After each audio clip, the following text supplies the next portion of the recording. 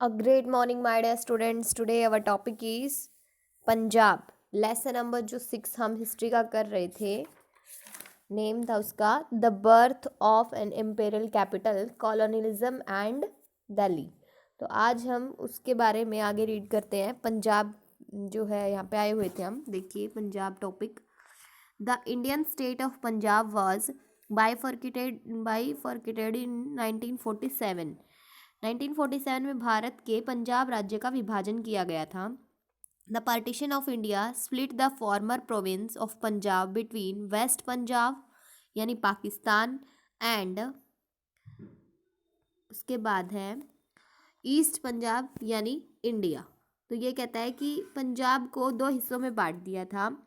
भारत के विभाजन ने पंजाब के पूर्व प्रांत जैसे पाकिस्तान और पूर्वी पंजाब भारत के बीच का विभाजन किया गया.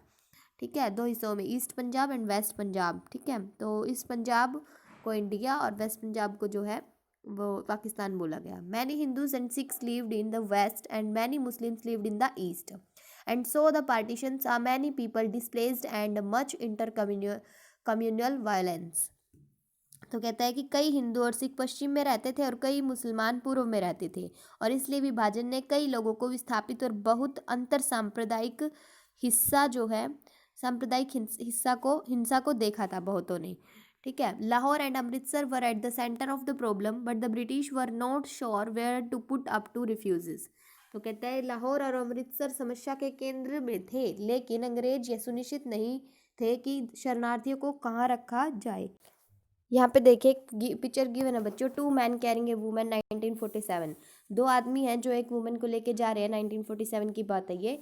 तो आगे देखिए दिल्ली ए सिटी ऑफ रिफ्यूजेस, मतलब जो दिल्ली थी, दिल्ली जो है शरणार्थियों का शहर. वो सोच रहे थे ब्रिटिश लोग कि हम लाहौर और अमृतसर समस्या के केंद्र में थे लेकिन अंग्रेज ये सुनिश्चित नहीं कर पा रहे थे कि शरणार्थियों को हम कहाँ रखें. तो देखिए अब दिल्ली शरणार्थियों का शहर. विभाजन के परिणाम as a result of the partition, विभाजन के परिणाम स्वरूप lakhs of refugees poured into Delhi. तो कहता है कि लाखों शरणार्थियों को दिल्ली में डाला गया. स्वेलिंग इट्स पॉपुलेशन, जिससे उनकी आबादी में सूजन आ गई, मतलब बढ़ गई उनकी आबादी. चेंजिंग द इकोनॉमी, जिसने दिल्ली की अर्थव्यवस्था, changing the economy society and culture of Delhi, जिससे दिल्ली की अर्थव्यवस्था, समाज और संस्कृति बिल्कुल बदल गई. Thousands of people in Delhi were killed and their Holmes destroyed. कहता है कि दिल्ली में हज़ारों लोग मारे गए, उनके घरों को नष्ट कर दिया गया. और thousands of Muslims left Delhi for Pakistan and thousands of Hindu and Sikh refugees came to Delhi. तो कहता है कि हज़ारों मुसलमान पाकिस्तान के लिए दिल्ली छोड़कर चले गए और हज़ारों हिंदू और सिख शरणार्थी दिल्ली आ गए. उसके बाद many Muslims were force to leave for good.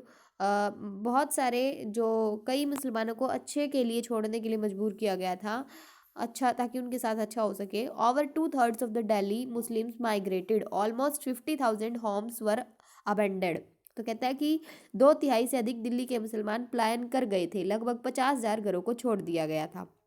Delhi became a city of refugees, Delhi शरणार्थियों का शहर बन गया था.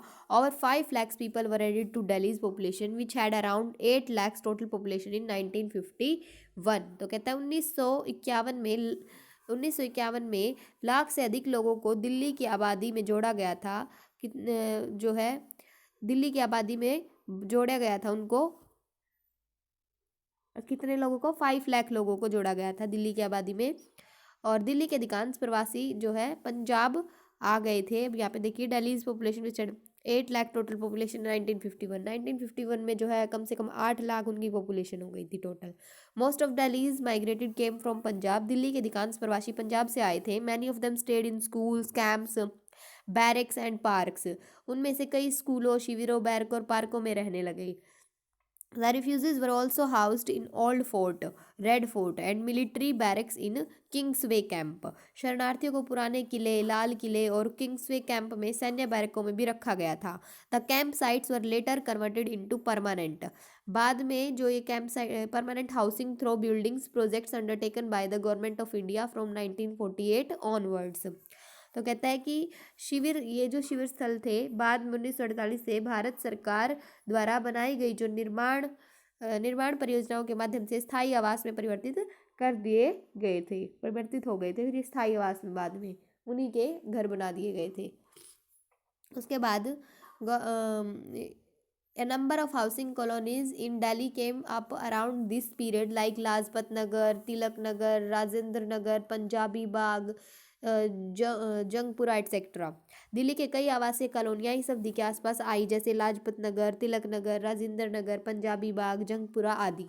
A number of schemes such as provision of education, employment opportunities, easy loans to start business, which were provided to the refugees। कई योजनाएं जैसे शिक्षा का प्रावधान, रोजगार के अवसर, व्यवसाय शुरू करने के लिए आसान ऋण जो प्रदान किए गए थे शरणार्थियों को। तो उसके बाद कहता है shops and stalls were set up, schools and colleges open for migrants. दुकानें और स्टॉल लगाए गए, विस्थापितों के लिए स्कूल और कॉलेज खोले गए।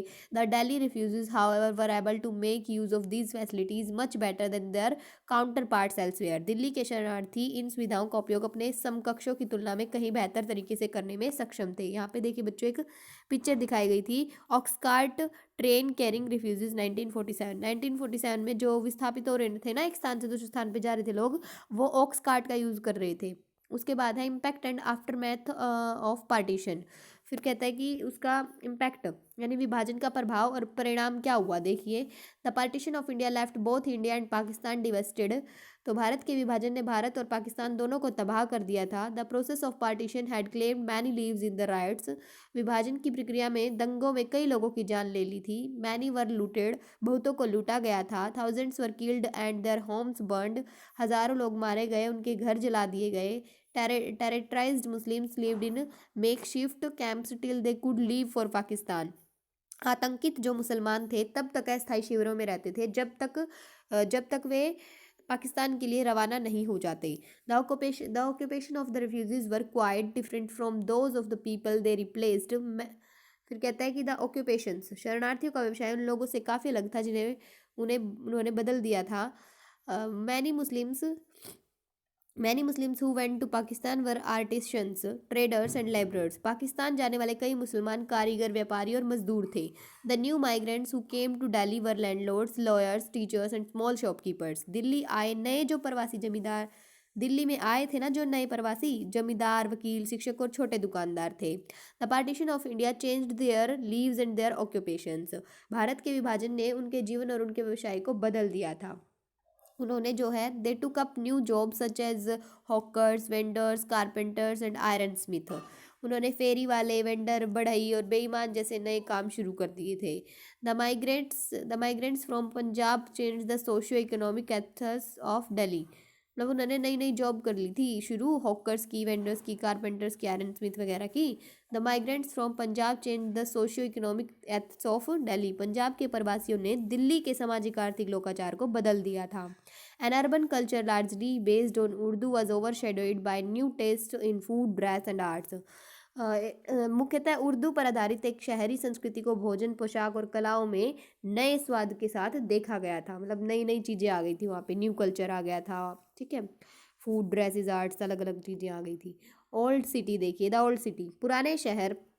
इन द ओल्ड सिटी, पुराने शहर में canals had been the source of water supply for domestic use. नहरें घरेलू उपयोग के लिए पानी की आपूर्ति का स्रोत थी। But later on in the 19th century, लेकिन बाद में 19वीं शताब्दी में, the excellent system of water supply was neglected. पानी की आपूर्ति की इस उत्कृष्ट प्रणाली की उपेक्षा की गई। The broken canals could not serve the needs of the rapidly growing population. टूटी हुई नहरें इस तेजी से बढ़ती आबादी की जरूरतों को पूरा नहीं कर सकी। The system of wells also broke down and channels to remove household waste were damaged. कुओं की प्रणाली भी टूट गई और घरेलू कचरे को हटाने के लिए चैनल क्षतिग्रस्त हो गई। This was the time when the population of the country was continuously growing.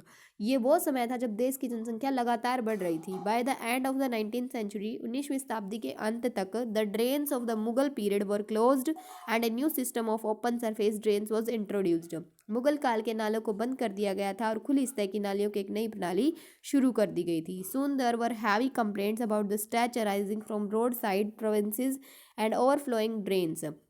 तो क्या हुआ कि सड़क के किनारे निजी और बदबूदार नालों से उठने वाली बदबू की भारी शिकायतें आ रही थी। And the Delhi municipal committee was unwilling to spend, आगे देखिए, money on a good drain system. और जो लेकिन जो दिल्ली नगर पालिका समिति एक अच्छी जल निकासी व्यवस्था पर पैसा खर्च करने के लिए तैयार नहीं थी। But at the same time, लेकिन साथ ही millions of rupees was being spend on drain systems in the new Delhi area. लेकिन साथ ही नई दिल्ली क्षेत्र में ड्रेन सिस्टम पर लाखों रुपए खर्च किए जा रहे थे, लाखों रुपए खर्च हो गए थे। आगे देखिए बच्चों, डिक्लाइन ऑफ हवेलीज, मतलब हवेलियों का कैसे पतन हुआ। In the 17th and 18th centuries, the Mughal aristocrats lived in grand mansions called havelis. 17वीं और 18वीं शताब्दियों में मुगल अभिजात वर्ग के लोग हवेली नामक भव्य हवेलियों में रहते थे। A Haveli comprised a large walled compound with mansions, country yards and fountains। हवेली में जो है एक सुंदर प्रवेश द्वार के माध्यम से प्रवेश किया जा सकता था। और आंगन, हवेली हाउस में आंगन जो था, आंगन आगंतुकों के लिए बने सार्वजनिक कमरों से घिरा हुआ था। और वहाँ पे एक हवेली में कई परिवार रहते थे। हवेली हाउस्ड मैनी फैमिलीज। यहाँ पे देखिए एक हवेली दिखाई गई है ओल्ड दिल्ली में। The Haveli could be entered through a beautiful gateway. हवेली का एक सुंदर प्रवेश द्वार के माध्यम से प्रवेश किया जाता था। The courtyard was surrounded by public rooms meant for visitors. आंगन आगंतुकों के लिए बने सार्वजनिक कमरों से घिरा हुआ था। The inner country yard was inhabited by the women of the house hold. आंतरिक आंगन की घर की महिलाओं द्वारा बसाया गया था। The rooms in the havelis had multiple uses. जो हवेलियों के कमरों में कई उपयोग थे। Very little furniture was kept and used in the havelis. हवेलियों में बहुत कम फर्नीचर रखा जाता था और इस्तेमाल किया जाता था। उसके बाद बात आती है in the mid 19th century, 19वीं सदी के मध्य में कमर al Din Khan's haveli had several structures within it. Qamar al Din Khan की हवेली में कई संरचनाएं थी। It included housing for cart drivers, tent pitchers and as well as for accountants, clerks and house servants. इसमें गाड़ी चालकों, तंबू घड़े के साथ साथ अकाउंटेंट, क्लर्क और घर के नौकरों के लिए आवास शामिल थे। These large establishments owned by Mughal emirs, noblemen were difficult to maintain under conditions of British rule। तो कहता है कि इसमें मुगल अमीर जो थे उनके स्वामित्व वाले इन बड़े प्रतिष्ठानों को ब्रिटिश शासन की शर्तों के तहत बनाए रखना मुश्किल हो गया था। फिर उसके बाद the havelis they are for began to be divided and sold. अक्सर हवेलियों के सामने खाने या गोदाम मतलब विभाजित, तो इसलिए हवेलियों को विभाजित और बेचा जाने लगा था। ठीक है, मतलब हवेलियों को जो है बेचा जाने लगा था। Often the front of the havelis became shops और वेयर हाउसेज। कुछ हवेलियों को व्यापारी वर्ग ने अपने कब्जे में ले लिया था। Some havelis were taken over by the mercantile class, many fell into decay and disuse. कुछ और कई अक्षय और दुरुपयोग में गिर गए थे। उसके बाद बात आती है आगे देखिए कॉलोनियल बंगलो न्यू दिल्ली। यहाँ पे एक बंगला दिखाया गया बच्चों न्यू दिल्ली के अंदर। In sharp contrast to the haveli stood the colonial bungalow. Haveli के ठीक विपरीत में औपनिवेशिक बंगला था। The bungalow was a large single storied structure with a pitched roof.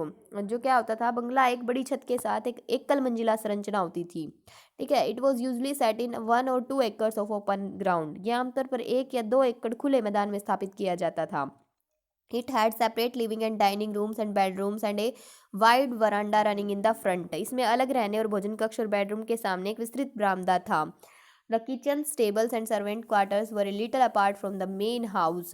The house was meant for one nuclear family but it was run by dozens of servants। कहता है कि रसोई, अस्तबल और नौकर क्वार्टर मुख्य घर से थोड़ा सा हिस्सा अलग सा हिस्सा थे। घर एक परमाणु परिवार के लिए था। इसे जो है दर्जनों नौकरों द्वारा चलाया जाता था। उसके बाद इम्प्लीमेंटेशन ऑफ इम्प्रूवमेंट स्कीम्स। यहाँ पे है सुधार योजनाओं का कार्यान्वयन। देखिए कैसे किया गया, सुधार योजनाएं कैसे लाई गई। The census of 1931 revealed that while New Delhi had only about 3 persons per acre, the walled city had about 90 persons per एकड़। 1931 की जनगणना से पता चला कि नई दिल्ली में प्रति व्यक्ति केवल 3 व्यक्ति थे, जबकि वॉल्ड सिटी में लगभग 90 व्यक्ति प्रति एकड़ थे। मतलब कहता है कि 1931 की जनगणना से पता चला था कि दिल्ली में प्रति एकड़ के हिसाब से 3 व्यक्ति रहते थे, लेकिन वॉल्ड सिटी में लगभग 90 व्यक्ति प्रति एकड़ थे। तो 1888 में an extension scheme called the Lahori Gate improvement scheme was planned. Lahori Gate सुधार योजना नामक एक विस्तार योजना की योजना बनाई गई थी। The idea was to move the residents of the walled city to a new type of market square around which shops would be built. यह विचार था कि वॉल्ड सिटी के निवासियों को एक नए प्रकार के बाजार वर्ग में स्थानांतरित किया जाए जिसके चारों ओर दुकानें बनाई जाएंगी। This new development was called Clarkganj, इस नए डेवलपमेंट को क्या कहा गया, नए विकास को क्लार्कगंज कहा गया। Under it land was divided into regular areas for the construction of neighbourhoods, और इसके तहत पड़ोस के निर्माण के लिए भूमि को नियमित क्षेत्रों में विभाजित किया गया था। The streets in the redevelopment strictly followed the grid pattern. They were of identical width, size, and character. In spite of these alterations, the development remained incomplete and did not help to decongest the old city. तो इस पुनर्विकास में सड़कों ने grid pattern का सख्ती से पालन किया था। वे समान चौड़ाई, आकार और वर्ण के थे। इन परिवर्तनों के बावजूद विकास अधूरा रहा और पुराने शहर को गिराने में मदद नहीं की। तो पुराना शहर वैसे का वैसे रहा, ओल्ड दिल्ली यूं की यूं रही। तो बच्चों, हमने आज पूरा लेसन कंप्लीट कर लिया है। आप लोग भी इसे अच्छे से रीड कीजिएगा। Thank you, have a nice day.